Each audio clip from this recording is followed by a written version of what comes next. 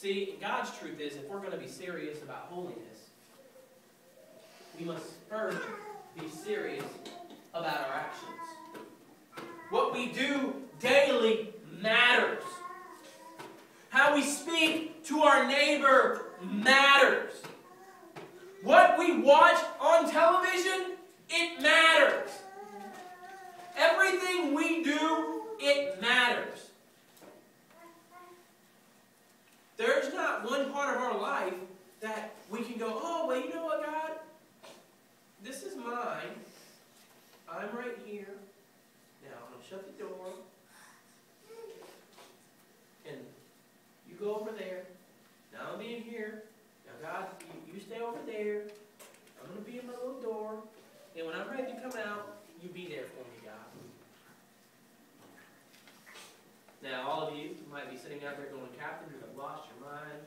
That's not exactly how we do it. Oh, but yes, it is. I know. Yeah, I know a lot of people do that. Well, I don't understand why he always talks about sexual impurities. It doesn't make any sense to me. My life is my life. No, your life is God's life. You know that old Bill Cosby saying when he was talking to Theo, and he looks at Theo and he says, I brought you into this world, I can take you out. Well, the reality is, if Bill Cosby took Theo out, he'd be in prison. But let me tell you something, God can take you out. That's right. Let me tell you something, God gave you life, God can take away your life, and God promises you if you continue to live the way you're going to live away from Him, your life will be completely separated from Him.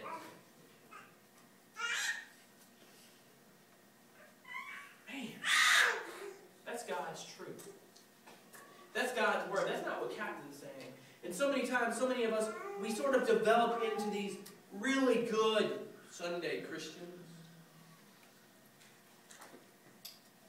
Some of us develop into really good Tuesday Christians too, especially here in Asheboro. We're good.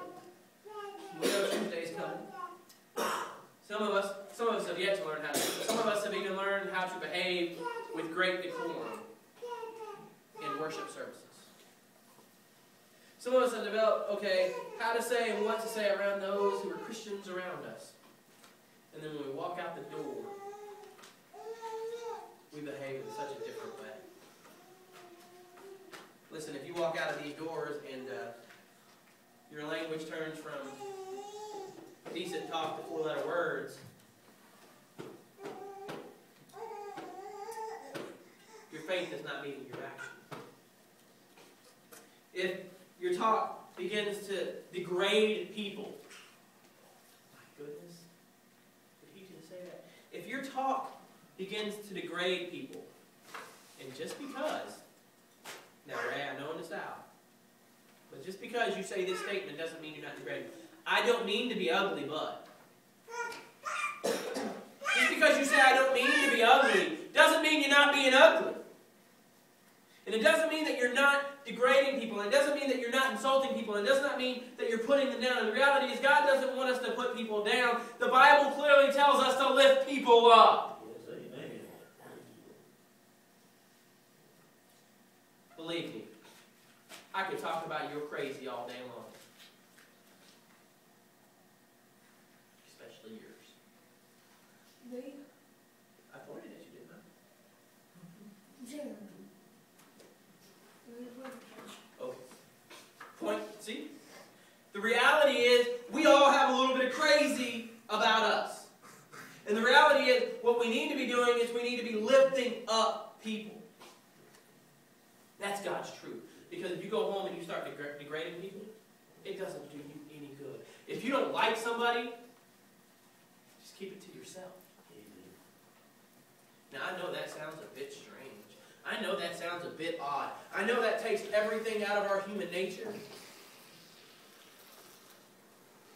I told this to people several times, and I even mentioned it in Sunday school last week or a couple weeks ago, and I keep mentioning it. Anytime you get teenagers in a room, and you look at them and you say, hey, say something encouraging about the person next to you.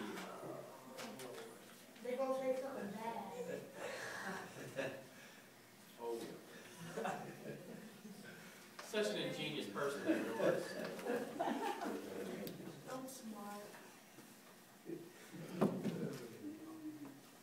You are intelligent. That's funny. And the reality is that they have such a hard time. But you know what? I make fun of teens, but you know what? If you got a group of adults together, they would have the exact same problem. Because in our nature, we don't want to lift others up. Our human nature wants to put ourselves above them. That somehow we are created better. That somehow we are more skilled. That somehow we are better than those around us. I've become convinced that is our human nature. And the reality is God has called us not to put ourselves above, put ourselves below.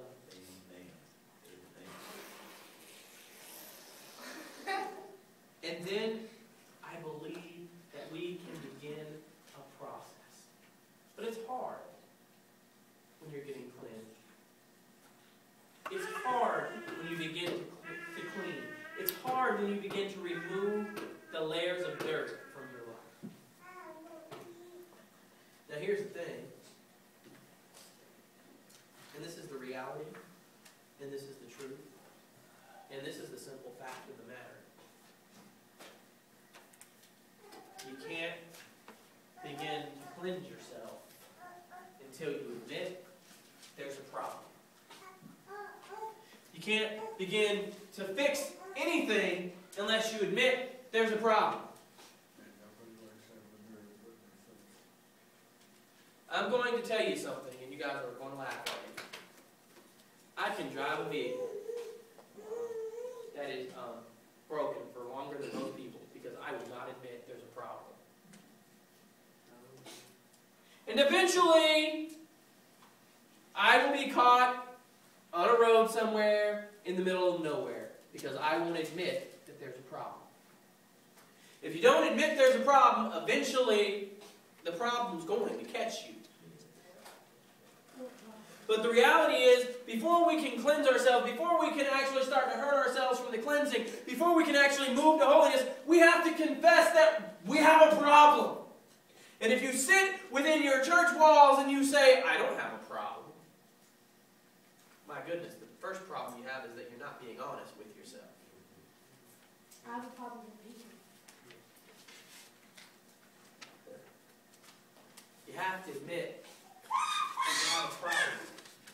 And then you have to begin to work on it. And then you have to begin to heal. And then you have to realize that your relationship with God is your relationship with God. You know, me and my wife, when we got married, we said the two shall become one, but my relationship with God is still mine. And it's very important to note that.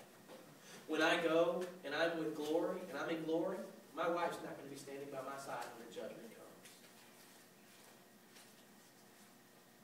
Therefore, no matter what happens around here, what happens in your life, it doesn't matter what people are doing around you. Your relationship with God is your relationship. And you have to develop it, and you have to work on it, and you have to admit that you have a problem. Because if you're not going to admit it, it's not going to get fixed. But the reality is you know there's a problem. So the question is, what are you going to do about it? Are you just going to sit and just wait for it all to break down and it all to crumble and it all to crash and it all to go? And are you going to wait for God to just say, I'm done? Or are you going to stand up and say, God, cleanse me? Are you going to say, God, heal me? Are you going to say, God, come into my life?